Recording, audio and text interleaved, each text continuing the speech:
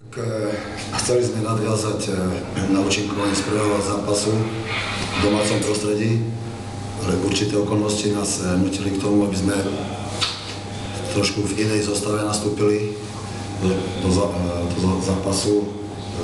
Máme dvoch Marodov, obrancov, kde sme museli trošku to nejak ináč poskladať.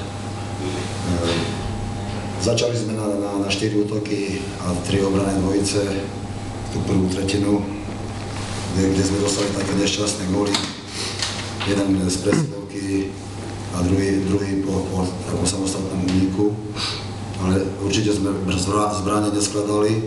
V druhej tretine sme mali navrch, trošku sme to stiahli na 3-5 a si myslím, že druhú tretinu sme mali navrch ako super. Vyvrcholenie bolo v tretej tretine, kde sa nám podarilo vyrovnať. Aj keď sme dneska prehrali nešťastným gólom 26 sekúnd pred koncom, ale aj tak asi patrí nejaké poďakovanie tým hráčom, lebo fakt dreli, makali a prehrali nešťastne. Takže ako hodnotím zápas pozitívne a nič nám nedostáva hlavy hore, ideme ďalej, máme Trnavu doma, treba zabodovať a máme ešte spustu zápasov pred sebou.